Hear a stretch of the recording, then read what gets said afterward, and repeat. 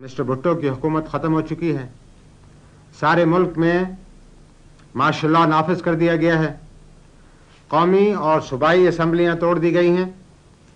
सूबाई गवर्नर और वजीर हटा दिए गए हैं। अलबत्ता आइन को मनसूख नहीं किया गया है। इसके बाद हिस्सों पर अमल दरामद रोक लिया गया है। That was General Mohammad Zia-ul-Haq, who took over as Chief Martial Law Administrator in Pakistan on July 5, 1977. This introduction to General Zia came in this form of an announcement that martial law was being introduced to the country.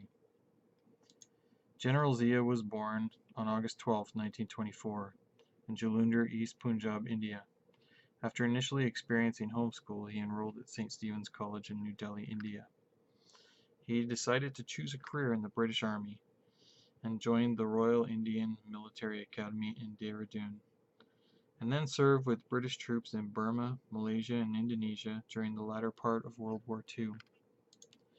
After the partitioning of India and Pakistan, he joined the Pakistani Army.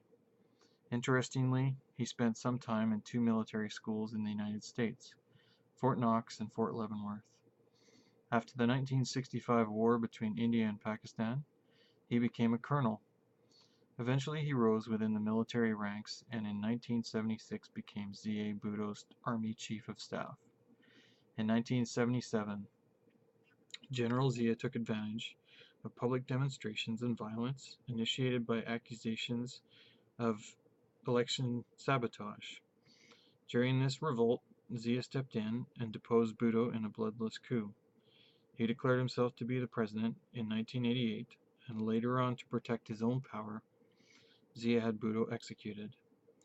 Ironically, this act made him unpopular, and his reign was in jeopardy until the Soviet invasion of Afghanistan saved him. The United States changed its stance on Pakistan and began to aid the regime to fend off the Soviets. This newfound support opened the door to implement his Islamic policies. Zia introduced the zakat and ushur to Pakistan. The zakat is essentially a religious tax or obligation, and this tax was to be taken out of a bank accounts of Muslims at a 2.5% rate annually. This amount had to be above the balance of 3,000 rupees. Ushur was levied on the yield of agricultural land in cash or kind at a 10% clip annually.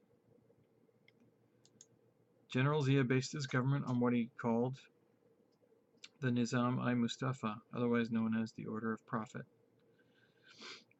Teaching of Islamic studies and Arabic were made compulsory, as was the study of Pakistan itself and the associated Islamic studies for students. Extra marks were given for those that were Hafiz-e-Quran, or those that memorized the entire Quran. Many more mosques were built. The sanctity of Ramadan was enforced by forbidding drinking and eating in public during that month of fasting and prayers. If violated, 3 months in jail, and a 500 rupee fine was the punishment.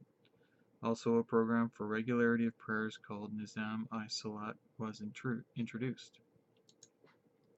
The government was required to revise the whole legal system to come under Sharia law. As part of this, a federal Sharia court was established in 1979, where cases were decided according to the teachings of the Quran and Sunnah. Blasphemy was changed from life imprisonment to death. General Zia selected the Majlis-i-Shura in 1980. It was the equivalent of the Islamic Parliament to replace the National Assembly. Because Islam does not allow for the practice of interest, on January 1st, 1980, he introduced a profit and loss sharing system, where account holders had to share the loss and profit of the bank. Media was changed as well. News was now read in Arabic for both TV and radio. Prayers were announced live. The Islamic Hudud ordinance was introduced for such offenses as liquor use, theft, and adultery. The punishments were to follow the Quran or Sunnah, and included lashing, life imprisonment, and death by stoning. Hudud, meaning limit, essentially mandated punishments that were fixed under God. Laws were introduced for women too. Female anchors had to cover their heads if they were seen on the news. Now women could be flogged for adultery. If rape was reported, 4 witnesses had to be provided, or the woman could be charged with adultery. Women's testimony was not equal to men, and thus 2 women witnesses had to combat 1 male witness. Women's status in general was cut in half by Zia. To this day, if you are convicted of blasphemy, it is an offense punishable by death. It was under Zia's tutelage that religious radicals became pillars of the regime, shaping policy and forming alliances with the military and intelligence services that endure today. Zia may not be responsible for all of Pakistan's ills, but the policies and laws he issued contributed to the troubles that plagued this turbulent nation, including the blasphemy laws, poor treatment of women, and the proliferation of jihadist outfits supported by the state.